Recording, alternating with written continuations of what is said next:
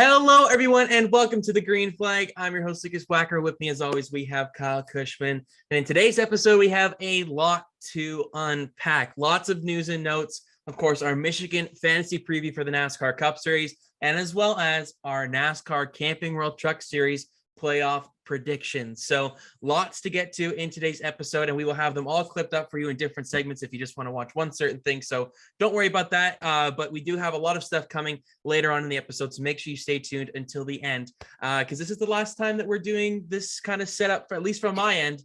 From my setup here. My setup as well, don't worry. Yeah, this will be the last time for Kyle as well. Bit of a odd week here. Kyle is back home in Strath Vegas, and I am at home for the last time for the foreseeable future until at least the Christmas break. I'll be flying out to Toronto next week, so this will be an entirely different setup, and we'll have to get used to that. But for the one last time, let's get into the news and notes. But before we get into all of that, how are you doing today, Mr. Cushman? I'm doing great because we got a really fun weekend of racing coming up. Of course, we've got the Truck Series playoff opener at Gateway, which is a track that I absolutely love. We've also got IndyCar there this weekend, but we've got Michigan for Cup and Xfinity, so maybe push that to the side because we've got Le Mans this weekend as well, and a really fun race coming up in store as we debut the hypercar class this upcoming weekend. Not necessarily the greatest entry list in the hypercars, just 4 of those plus a grandfathered in LMP1, but still a new era of Le Mans racing coming up this weekend. So really looking forward to getting into this one.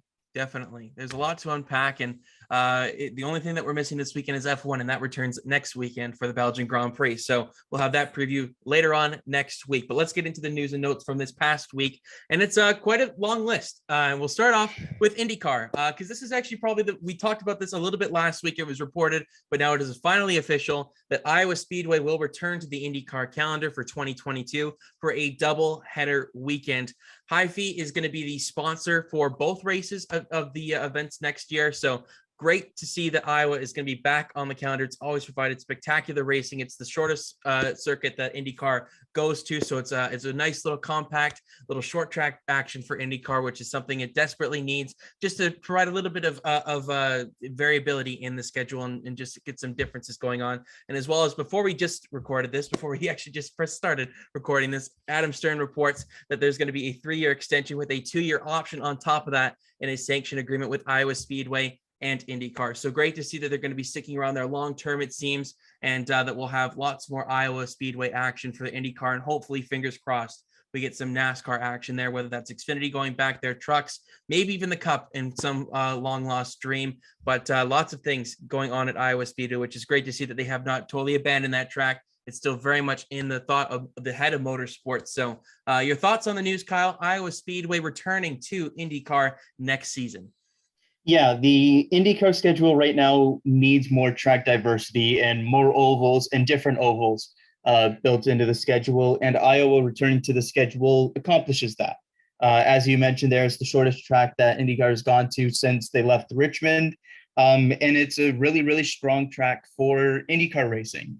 Multiple grooves. It's short enough to create some interesting, different racing, but not so short that it's exceedingly dangerous or anything like that. So it's a nice middle ground. And I think that it's great to see a sponsor like Hy-Vee be so on board with both motorsports and IndyCar racing to sponsor a doubleheader weekend. I'm not huge on doubleheader weekends and stuff like that. I'd rather see one race and go to more different tracks over a schedule. But just given the need for ovals on the IndyCar schedule right now, it's great to see Iowa make a return to the schedule and do so in kind of a prominent fashion with a big sponsor coming on board for 2 races and do so for a doubleheader weekend. And just kind of grouping it in there, the Gateway extension as well, or Worldwide Technology Raceway, whatever you want to call it. I'm going to stick with Gateway because it's way easier. Great to see that get the extension as well. I absolutely love that track so much. We need to see more racing on it, not less. And so getting that IndyCar extension is going to be huge for that track. It's a great spot, unique racetrack as well. It's kind of like a baby Darlington almost, with how different turns 1 and 2 and 3 and 4 are. Absolutely love that track. And if anything, we need to see NASCAR get more involved at Gateway. So great to see IndyCar kind of getting some things sorted in terms of the ovals. I still think we need to see more on the schedule and see more races in general. on the IndyCar schedule, just given how great the grid is looking to be in these next handful of years. We need to see more than just 17 races or whatever it is this year. So it's a nice step in the right direction, getting Iowa back on the schedule. Nice step getting Gateway extended there with a 3-year plus 2-year option at the end of that. But hopefully we get to see some more schedule changes coming up in the near future here for IndyCar. My apologies. I actually misspoke there. It should have been Gateway. Kyle corrected me. So thank you for that, Mr. Cushman. It's been a long week, guys. But yeah, it's great to see that we're having a lot of diversity here, trying to come back to the calendar at least. And obviously have their West Coast swing at the end of this season here. Hopefully we see just a bit more to fill out the schedule. It just feels like it ends a bit too soon in the world of motorsports. Like a September finish just seems like it's not right for a series just as competitive as IndyCar right now. And the championship battle is looking tighter than ever after an unfortunate incident or an unfortunate engine blowout there for Alex Palou last weekend at the Indy Road Course. So it's definitely the pressure's on him if we're going for his first IndyCar title. And we're rounding out to the end of the season here. So it's going to be a fun journey to the end of it. And it continues this weekend at Gateway. It just feels like it's such an interesting schedule. Like you have like a 3-week break, but then you have 4 consecutive weeks. It's just all over the place. I wish they had a bit more of a concise schedule, but nonetheless, good to see that it's going to be happening again at Gateway. Romain Grosjean will be doing his first oval this weekend as well. So that's going to be very, very interesting to see how much will that spur him on to an Indy 500 decision, maybe for next season. It seems like he's interested. We'll see what happens. Yeah, he's going full time next year. The guy has been absolutely sensational this season, has passed with flying colors and could still honestly get the Rookie of the Year title. Scott McLaughlin's not too far out of reach. So we'll see what Romain Grosjean can do from here on out. So great to see that Iowa's going to be back. Of course, the last time we were there were some spectacular wrecks there at Iowa for IndyCar. So hopefully that doesn't happen too often, because of course that is a dangerous part of the motorsports and specifically IndyCar. But with the safety enhancements and everything that they've done with the aero screen, it's done wonders to save drivers' lives, and we saw that last season at Iowa. So it's good to see that they're going back there and we're giving it a second shot, and it's definitely deserving of that. But let's move on to the next little bit of news here. Going over to F1 quickly, because we have another Grand Prix cancellation, as the Japanese Grand Prix has been canceled due to COVID-19. It is suspected that the second kind of date there will be going to COTA. Of course, we don't have the Singapore Grand Prix replacement yet either. So a little bit of open or vacancy in the F1 calendar so far down the stretch here. Going to be approaching those pretty quickly here, later into the summer months, into the early fall. So they're going to have to make some decisions here fairly quickly, but unfortunate for the Japanese Grand Prix. It's a spectacular track. Suzuka always delivers just the great atmosphere with the fans. And we just had the Tokyo Olympics there in Japan, of course, and those were a pretty good success considering the circumstances. Of course, no fans were involved there, but it's unfortunate that F1 is unable to go to Suzuka for this year once again. So they're going to have to wait one more year, hopefully, and then we get back to its rightful place with both Singapore and Japan back on the calendar for next season. But unfortunate here for the Japanese Grand Prix and for the sport in general here, because it's just a huge market over there for F1. But your thoughts on the Japanese Grand Prix getting canceled? It just kind of seemed inevitable at this point. Yeah, it was always going to be difficult to try and get those Asian races in. We saw China canceled early on, Singapore canceled early on, and now Japan as well. The key difference between what Formula One can do and what the Olympics and Paralympics are able to do is the bubble. And they're there for a month. And even then, being there for the month with the bubble and stuff like that was already difficult enough as it was for the Olympic Committee. So for for Formula One, it was going to be too much to try and get that done. And so with that, you can now pivot. It's looking like we're probably going to get a second American Grand Prix, which is going to be interesting to see because, of course, Circuit of the Americas might not even be on the F1 schedule into next season with Miami coming on board and stuff like that. So maybe a bit of a last-ditch effort for Circuit of the Americas to kind of put on a good show over what's probably going to be 2 Grand Prix weekends. And if things go well there, then maybe we see 2 American Grand Prix on the schedule into next season. But I think we'll probably end up seeing the schedule probably shrink by 1 race. Replacing Singapore and Japan is probably going to be too much of an ask unless they do another doubleheader with another circuit or something like that. But in the meantime, 2 races at Circuit of the Americas. 1 is going to be huge for Formula One and continuing to penetrate into that American market. We know everything with the Netflix show and the booming success that Formula One has had with a younger audience as well in North America in general. And so having two races both in those watchable time zones, those easy time zones, and also in the United States will be really, really big there. And so hopefully things go well there. But yeah, I think we'll probably only see one replacement race. Schedule probably shrinks by one. And then we probably get back-to-back Circuit of the Americas races. I would expect that's the direction we're going down. We don't even have a replacement for the Australian Grand Prix, do we? Am I just forgetting that? Or I don't think so. So yeah, I mean, we're 3 races short now. So I'm I'll curious to see double check what's currently done. Did they put Turkey in that place instead? I'm not sure. I think Turkey. Is Turkey for Singapore? So, yeah, Turkey's for Singapore, I think. So Portugal replaced China earlier in the year. Turkey is replacing Singapore, and then as of right now, I think we'll have 22 races with the extra quota, because China canceled, Canadian Grand Prix canceled, Singapore, Japan, and Australia. So I think that's probably the direction we'll go. All right. Yeah, it's unfortunate. I mean, these are some big markets and some spectacular racetracks, some spectacular racing that we usually go to on a yearly basis. So, knock on wood, fingers crossed, whatever you want to do, that we get back to some of these places next season, because they are sorely missed on the calendar. As much as some of the doubleheaders last season kind of delivered this year, I'm not feeling the vibe as much for doing those as much with F1, because we know how much diversity there is with the road courses and how many circuits we can actually go to for Formula One. So unfortunate there. If we are going to go to one, I would potentially look at the Bahrain Grand Prix for the outer layout. Once again, that was a pretty damn good race, pretty competitive. Yeah, if we could fit that in. That's a decent option, because we do go back to the Middle East to finish off the year with the Abu Dhabi Grand Prix, and then the new Saudi Arabian Grand Prix and the Jeddah Street Circuit. So that is probably a good candidate to round out the year as well. Yeah, I think that if you're going to look at something, maybe that's the one that we try and fill that spot, because Bahrain did obviously open the season and everything like that. It would be probably a good place to kind of round out the year in that Middle Eastern area. Just saying that, though, the Middle East is a bit sketchy right now, obviously, but and as it always is. But whatever the case may be, it's unfortunate that the Japanese Grand Prix is going to be off the calendar for next season. But hopefully that the COTA race, if it does happen with that doubleheader weekend, delivers in some sort of similar fashion.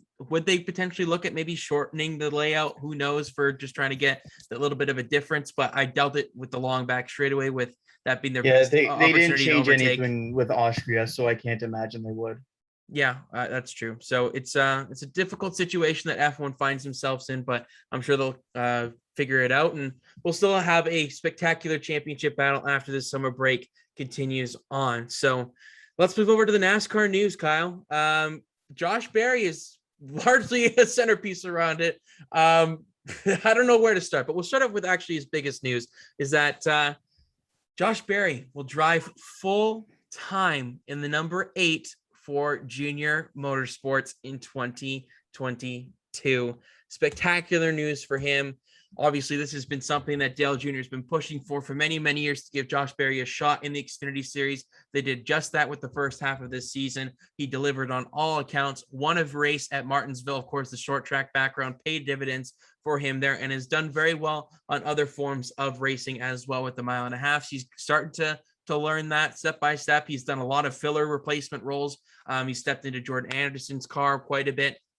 He's been basically this year's Regan Smith, I guess, if you want to call it, with trying to fill in for guys that can't quite make it this weekend or something. He's just been getting as much seat time as he can across all 3 top national series of NASCAR, and it has paid off, as he's going to be driving full time for Junior Motorsports. And the bonus, we got this right in our mid-season silly season predictions. So at least that gives us one check mark going towards next season, because it seems it's more uncertain than ever what's going to be happening for 2022. But for Josh Berry, huge opportunity for him here to go full-time for a championship next season. And Dale Jr. also didn't rule out the possibility of having 5 full-time cars in the Xfinity Series next season, with Michael Annett maybe returning. Noah Gragson may be the one that's the most up in the air right now. with maybe him going to Cup next season. Who knows? Of course, Justin Allgaier, it doesn't seem like this Junior Motorsports Cup team is coming to fruition as much as we initially may have thought earlier on in the season. But then we obviously have Sam Mayer coming up to the Xfinity Series next season, full-time for Junior Motorsports. And now Josh Berry adds his name to the driver lineup, which is an outstanding driver lineup for Junior Motorsports. So we'll unpack this one first. And just want to quickly add, Tire Pros will be staying on as a sponsor for 9 races next season. So they've got 9 races under sponsorship for the 8 car. We'll see what they can find elsewhere. They said that they seem to have, they're pretty confident in finding sponsorship for him. Crew chief will be announced at a later date, but spectacular news here, Kyle. Josh Berry, all that hard work, the grinding in the late models, and has finally paid off for him to get in a full-time Xfinity Series ride. Yeah, it's just great to see. These are the stories that motorsports fans want to see. They want to see the drivers that bide their time in lower series, doing local track racing, doing the late model stuff, and making good on those opportunities when they do get them. And that's exactly what Barry's done this year. He got half the schedule because Sam Mayer wasn't old enough to run the big tracks for half the season. He didn't do the road courses because they also had to deal with Brandt and Miguel Paludo and some of the stuff that he'd done in Brazilian stock cars and stuff like that. So we had a handful of races in a upper tier Xfinity Series team, and he made good on that opportunity. He went out and won at Martinsville, which is the track that he was expected to be best at. And he went out and he proved that he's good enough to go and deserve a full-time seat. And so it's great to see Tire Pros come on board and be kind of that primary early sponsor for him.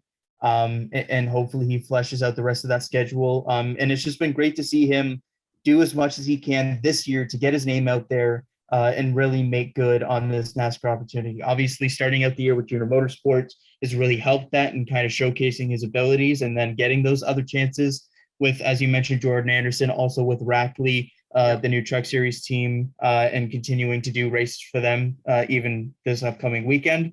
So it's just been great to see him get this opportunity and now finally go out and get to run for that championship next year. And what I would imagine would be a long-term relationship with Junior Motorsports here. He's been a Dale Jr. guy for a long time. They've got a really strong friendship. And now he's going to be running for them with their Xfinity Series program. So it's a story that everyone wanted to see come to fruition, and I'm really, really happy that it is. He's also going to be running the number 8, so it's even fitting for that, given the Dale Jr. ties and all that stuff. But I think the more interesting side of this is I think a lot of people expected Barry to get one of those Junior Motorsport seats. I think the more interesting side of this is what happens with the potential 5th car and what happens with the guys that aren't confirmed yet for next year. And so we know Sam Mayer will be full-time with them next year. We know Josh Berry will be there full-time for them next year. But what happens with the rest? I feel pretty good that Justin Allgaier will return in some form. If they don't do the Cup stuff, then certainly in that number 7. But does Michael Annett return? He's underperformed a little bit over the last couple of years. Has had some strong performances this year, but brings a lot of sponsorship as well. And then what happens with Noah Gragson? I don't think that there's a lot of potential Cup landing spots for him. I don't think there's as much interest in him at the Cup Series level as maybe some people maybe think, just given some of his pedigree as a prospect. He tears up a lot of stuff, and the results haven't been there as much this season.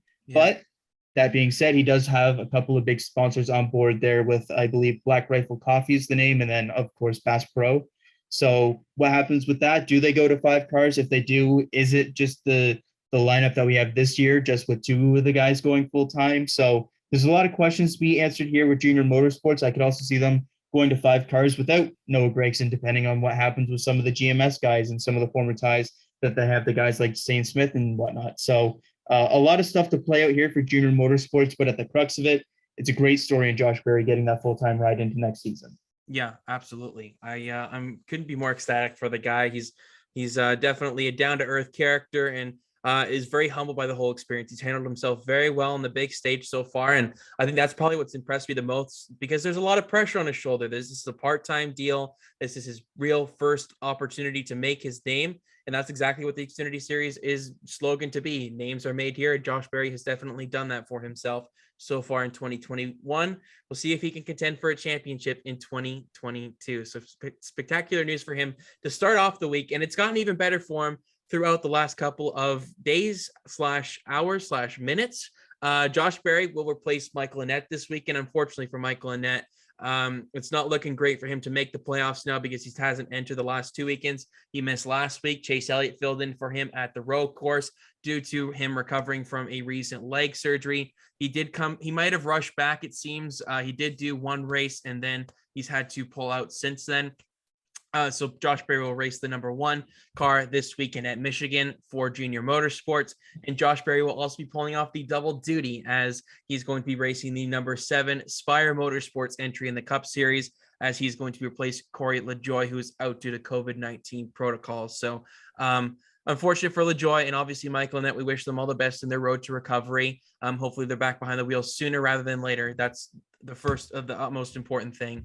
But for Josh Berry, he's still getting these calls. He's getting these shots and sometimes the back marker equipment on Sundays, but still it's reps, it's experience that he's never had before. He's competing with the big dogs on the Sunday, and having the Xfinity Series race on the same track should pay dividends in some respect for him going into the race on Sunday. So not really much to unpack here, but just quickly your thoughts on Josh Berry getting tabbed. You expect for the Junior Motorsports ride, but also for this Cup opportunity as well. Yeah, it's unfortunate to see LaJoie not able to go this weekend. They'll be applying for a waiver if they were to win Daytona the following week, and we know how strong Spire is on the super speedways as well. But yeah, that Spire number 7 entry, and I think that's the more notable one because we kind of expected Berry to be the replacement if Annett wasn't able to go. Yeah. But that number 7 Cup entry is a surprisingly solid one. This year, Spire has taken a step up in terms of equipment. They've been faster in terms of raw speed and in median lap times than the second front row car this season. They're ahead of them in points as well. They've legitimately taken a step up from being kind of competing with the Rick Wares to kind of being that bridge between the kind of back half of the mid pack and the true back markers. Yeah. And we saw him in the number 77 when Haley couldn't go. I believe it was at Dover. But it's going to be another great opportunity for him here to kind of get some experience in a Cup car this season, get his name out there once again, and kind of showcase what he can do with that lesser equipment with not a ton of experience. So really cool to see him get that opportunity again. Maybe thought that it would have been like an Allgaier or something that maybe replaced in the number 7 entry in the Cup Series, but Josh Berry going to be quite a busy guy this weekend. Definitely. Good for him, though. It's great to see that they're giving him these opportunities and that these teams have faith in him, that they're going to get the job, that he's going to get the job done and bring the car home in one piece. Because that's essentially what the job is for a guy like this, to bring the car home in one piece and just get as much data and information as they can out of a race weekend like this one. So good for Josh Berry. Incredible news all around for him. And we can't wait to see what happens next season when he goes full time. And he's probably going to have more sparse starts here throughout the remainder of 2021. Yeah, I'm pretty sure he's probably going to do the rest of the season for Rackley there in the number 25 truck. That's kind of how it's been going the last few weeks, and I assume he would continue that the rest of the season. But that's just a guess. Yeah, that's just a guess. We're no insiders here. I wish we were, but we weren't. But we'll move on to the next little bit of news here. We'll stay in the Xfinity Series just quickly. Ryan Sieg's crew chief Shane Wilson has been suspended for 4 races after his wheel came off during the Indy road course this past week. Just a disappointing year all around for Ryan Sieg. Showed outperformed the equipment of that car spectacularly last season. Made it to the round of 8 in the playoffs, was the underdog story of the season. And this year is just not quite worked out. The switch to Ford as the manufacturer hasn't quite worked out as much as they would have hoped, but there obviously is some growing pains that come along with a manufacturer switch for a team such as that, a small team, family-owned team, and they outperform that equipment more often than not. It's just been bad luck after bad luck, it seems, or something mechanical goes wrong for that team this season. And it's been really unfortunate that we've seen the downfall for them not fight for that playoff spot as much as we would have thought they would have at the beginning of the season. And for Shane Wilson, I mean, that's just the standard protocol for when the wheel falls off, the crew chief gets suspended. They get the blame, even though they didn't change the tires. But it's not. It's unfortunate for Ryan Sieg. So his season goes from bad to worse to some extent over the next 4 weeks without having a very veteran crew chief in Shane Wilson atop of the pit box. Yeah, just a kind of weird situation with everything that happened. It's just what NASCAR kind of has to do in those situations. It has to be stiff penalties for things like that happen, just given how dangerous it can be. But yeah, Sieg season and as a whole has just been kind of a write-off. It kind of reminds me a little bit of Stuart Friesen's season last year in the Truck Series when they switched back to Toyota, and kind of how slow it was. But even then, Friesen's team had some kind of moments, specifically near the end of the season, that kind of showed that they would be a bounce-back team this year and make the playoffs as they have. And we kind of haven't seen that with Ryan Sieg at all. But let's hope that over these next few weeks, with that switch to Ford, they start to kind of get that good luck rolling again and have a solid end to the year and kind of come back with a vengeance next season, because it's great to see those smaller family-owned teams compete. And they've kind of fallen off a little bit this year, as we kind of expected them to go the opposite direction and take an extra step up. Yeah, definitely. It's been a rough sledding for that 39 car this season, but hopefully they can pick up some sort of results here consecutively over the remainder of the regular season and into the playoffs as well, so they can build some momentum for 2022. We're getting to the end of it here with the news and notes. Let's go down to the Truck Series quickly. Carson Hocevar, a playoff driver this year in the Truck Series, is going to return to Nice Motorsports next season. A stellar rookie campaign in the Truck Series this season. The only Nice truck to make the playoffs, of course. That's really their only full-time entry, but nonetheless. So Ryan Truex as well. Okay, yeah, fair enough. I fully forgot Ryan Truex. He hasn't been really notable this season, I guess, but Carson Hocevar has been in contention for wins at times this season and has been very, very consistent throughout. I couldn't have been more impressed, and we'll get onto the Truck Series playoff predictions a little bit later on in the episode, but huge moment here for him that he's solidified himself. He's made his name down in the Truck Series so far this season. Hopeful for a successful playoff bid here, or championship bid for the 42 truck. But your thoughts on Carson Hocevar getting that well-deserved contract extension? He's been so impressive this season.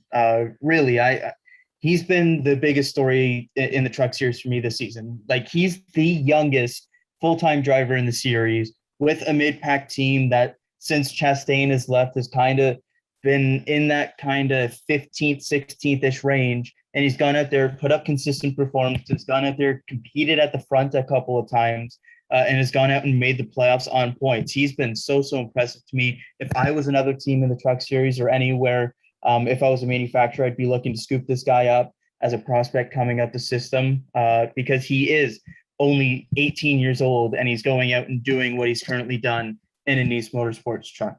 We saw a little bit of bad luck earlier in the season, to be fair, with Brett Moffitt. And so I don't really know if we can kind of consider the results kind of on the same level. But Ryan Truex is a veteran driver. He's been around the game quite a few years. He's had some solid results in the past with colleague racing and stuff like that at the Xfinity level. And he's been nowhere near what Carson Hocevar has been able to do this season. So he's been super impressive to me. I was hoping a team like GMS or maybe Chevrolet or something would get him maybe another step up so he could be a true championship contender going into next season. But at the very least, he's really building something good with Nice Motorsports there. Going back to the Truck Series full-time another year is going to set himself up well going into the future. But he's been so incredibly impressive to me this season. Yeah, he's too young to rush. This is a breakout year for him. Not many people really knew the name Carson Hocevar before this season, but now he's starting to make his mark on the NASCAR world. And hopefully this is a sign of things to come, because it's great to see a guy that kind of comes out of left field to an extent and shock the world in a mid-pack team that we didn't really have high expectations with, to make the playoffs and beat some very high-profile teams that missed out. And he handled it perfectly the entire regular season. So great to see that he's made the playoffs, and we'll see how far he can go. Doesn't quite have the bonus points to get him locked himself in or feel comfortable by any means, but given his results so far this season, the consistency he's shown, he could be a guy that maybe that fringe top 4 candidate for the championship for. Who knows if he can go that far, but we'll see what happens in a matter of weeks. I specifically with Hocevar, I'd say watch out in this first round for Darlington. They had a really fast truck there, had a top 5 run there, and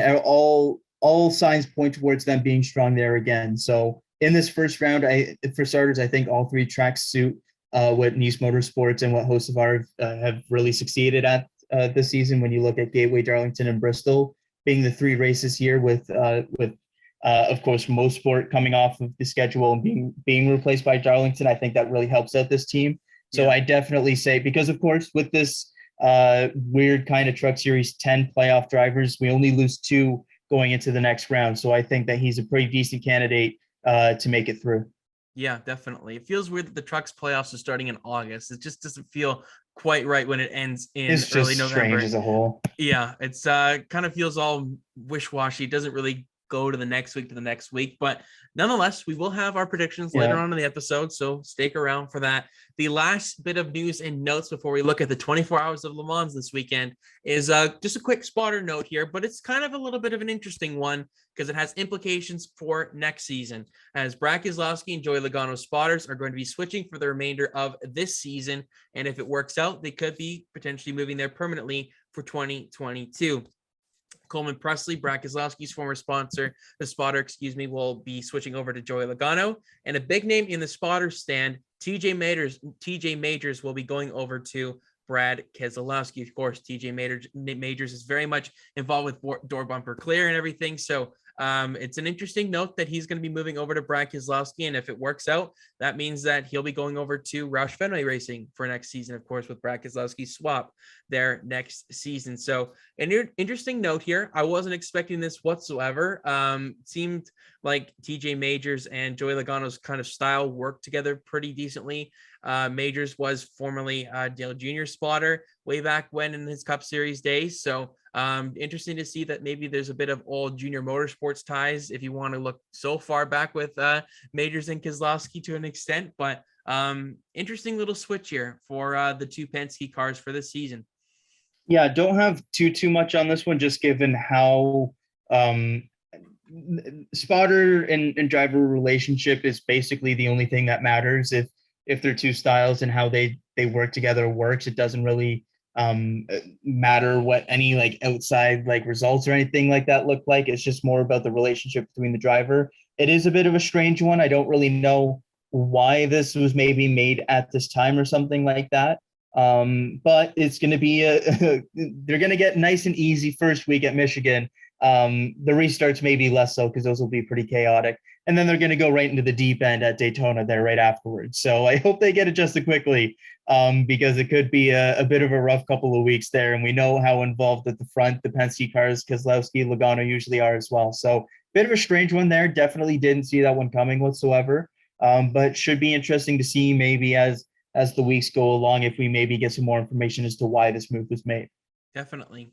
That'll do it for the news and notes for today's episode. I'm going to hand it over to Kyle. He's going to preview the 24 hours of Le Mans because honestly, I totally forgot that it was happening this weekend. And can you blame me? I'm moving in a week. Everything's going on. But nonetheless, Kyle will have you handled here with the 24 hours of Le Mans. Yeah, hypercar class debuting this season, the LMP1's equivalent of sorts. Of course, we do have an actual grandfathered in LMP1 in the Alpine entry. So we've got 4 of the new hypercars and then the one grandfathered in Alpine LMP1. It isn't the most exciting entry class for the hypercar class to begin things. It gets much more interesting into next season when Peugeot enters and we see names like Kevin Magnussen joining that program. But this year is going to be kind of the last effort of being the favorites for Kamui Kobayashi to go out and try to finally win the 24 hours of Le Mans. He has the lap record here. He's been so dominant with the Toyota Gazoo Racing Group in World Endurance Championship, coming over to North America in the 24 hours of Daytona. But that Le Mans title's been elusive. They finished runner-up 3 times. Last year, they had some issues and finished 3rd. It's going to be a battle between the number 7 Toyota and the number 8 Toyota in those hypercar class to go out and win the overall Le Mans. I really hope that Kamui Kobayashi gets it done alongside Mike Conway and Jose Maria Lopez. But again, stiff competition going up against the defending champion and teammates, number 8 entry of Sebastian Buemi, Brendan Hartley, and Kazuki Nakajima. But that's the big battle at the front that people are going to be watching the entire time. It's just been so much bad luck over these last few years for Kobayashi and the rest of that number 7 crew. So that's going to be the big thing to watch this weekend. Looking elsewhere, we've got a really exciting entry class into the LMP2s, just given how few hypercars we do have. The LMP2 class is really exciting. We've got 25 entries there and a lot of really exciting names in there. We've got the number 1 Richard Mille entry again, the all-female crew of Sophia Flores, Tatiana Calderon, and Beisky Visser. That's going to be one to watch and see how they performed last year. I think they exceeded expectations last year, finishing top 10 in class, but there's a lot of really, really great names looking all the way down throughout this LMP2 class. You've got names like Ricky Taylor in there, Juan Pablo Montoya, Felipe Albuquerque, Paul DeResta, even a lot of Formula E guys getting involved, like Alex Lynn, Antonio Felix da Costa, Nick DeVries, Stoffel Van Dorn. So a lot of really, really great names all spread out the field, but especially in this LMP2 class. And I think that's probably going to be the class to watch alongside the GTE pros, because we have Corvette coming back after they took the 1 year hiatus last year, not sending the C8.Rs for the first time. So they're going to be making their debut with this car at Le Mans this time around. And I think it's the most exciting class in terms of the brand rivalries, because we've got Ferrari, Corvette, and Porsche all going head to head in that GTE Pro class with just the 8 entries. So not a huge entry list or anything like that for the pros, but a lot of really, really good names involved in there. You've got your 2 Corvette entries that we saw at the 24 Hours of Daytona. You've got the 63 entry of Antonio Garcia, Jordan Taylor, Nicky Katzberg going up against the 64 entry of Nick Tandy, Tommy Milner, and Alexander Sims. You've got some familiar names on the NASCAR side of things, given his entry last year at the Daytona Road Course and Xfinity with Richard Childress and Earl Bamber. He's going to be running that pro class. And Sam Bird from Formula E as well is going to be running for the Ferraris. And then GTE, another kind of full class with 23 entries there. Nothing too much to say in that one. I think the other note that I'll make is back in that LMP2 class, the number 49 high class racing entry. We mentioned it way back on the show, but that's the entry featuring Jan and Kevin Magnussen, the all Danish entry featuring Anders Fjordbach as well. So that'll be another fun one to watch. Magnussen next year won't be in the LMP2 class. He'll be in the hypercars with Peugeot. But a lot of really fun kind of storylines to watch going into this weekend. A bit of a new era starting for Le Mans with the hypercars starting things off. So looking forward to following along over the 24 hours and see which car comes out on top of the hypercar class for the first time. If Toyota can kind of manage things throughout the 24 hours, be the favorite, go out and win it, or if they'll have some issues again. The number 7 entry has had kind of the better luck over the last few years, but the number 8 entry with Kumi Kobayashi, I think, is going to be the one to watch going into this weekend. Wow, what a preview there, Mr. Cushman. That was pretty damn solid there, man. I don't really have anything else to add because I can't. But nonetheless, it's still, if I get some time, which I probably won't, but I'll be following along on Twitter to some extent for some updates. But just a spectacle. Obviously, this is the most high-profile endurance race that we go to each year. It's higher than the 24 Hours of Daytona by far. Le Mans is such a spectacular track, and I'm looking forward to seeing who comes out on top. And like you said, I do hope Kobayashi does end up getting that first Le Mans title, because he's well deserving of that. He's a monster. He's ridiculous, and definitely well deserved. And he didn't get Daytona this year either, so it would be unfortunate for him to kind of get shut out of both this year. And just one final note, just the one Canadian in the field this year in the GTE AM class, the number 98 Northwest Aston Martin entry featuring Paul Dalla Lana alongside Nicky Team, one of the best GT racers in the world, and Marco Gomes as well. So that's going to be one to watch as well. GTE AM is such a wide open field. Aston Martins are in that class. They're not in the pro class. And kind of conversely, the Corvettes aren't in the AM class, but they are in the pro class. So keep an eye on Dalla Lana this weekend, the lone Canadian in the field, and they'll have a good shot to go and win it as well with Nicky Team, a part of that number 98 entry. All righty. You mentioned one name there. I forgot to mention him a little earlier in the news and notes, but shout out to Nick DeVries on winning the Formula E championship, the first world champion for Formula E as well. Well deserving of that. One of the more interesting candidates for a potential F1 ride for next season, namely for that maybe Williams spot if there's a vacancy there. One of the more interesting notes of the F2 champion not going to F1, a rare occurrence over the past couple of seasons where we see most of them go up to F1. Since they rebranded to Formula 2 and before GP2 days and everything like that. So since 2017, I think is when they rebranded, maybe 2016, but whatever year it was, every single Formula 2 champion in its history since they rebranded from GP2 has gone to Formula One the next season, with the exception of Nick DeVries. He went over to Mercedes for Formula E. He's competed very, very well there. And with Mercedes pulling out of Formula E, looking like they will do so, absolutely deserving of a shot here, potentially with Williams going into next season, if that seat does become available. Definitely. Just wanted to point that out because Yeah. Formula E, I mean, he's done a spectacular job, and definitely the one absence of F1 that we've seen from the F2 days. So, and just finally, it would be kind of funny if he did go to Williams there, because that the year that he did win Formula 2, the runner-up was Nicholas Latifi as well. Yeah, it's would be a fun little trip down memory lane, I guess, for Nick DeVries if he were to end up getting a seat there at Williams, with hopefully George Russell taking that second Mercedes seat next season. But that does it for the 24 Hours of Le Mans preview and the news and notes for today's episode.